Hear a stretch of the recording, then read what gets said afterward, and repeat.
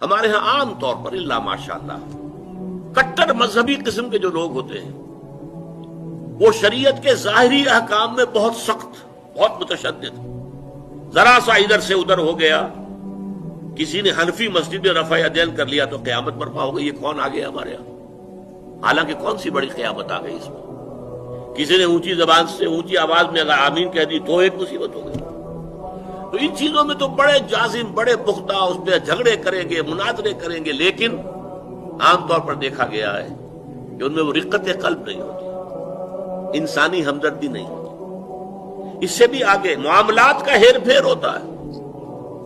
छोटी छोटी बातों पर झगड़ रहे हैं शरीयत की, और सूदी कारोबार डटकर कर रहे हैं, कोई परवाह नहीं। गोया कि हजरत मसीह अलैहिस्सलाम ने जैसा कि यहूदियों के बारे में कहा था कि तुम मच्छर छानते रहते हो और समूचे ऊंट निकल जाते हो।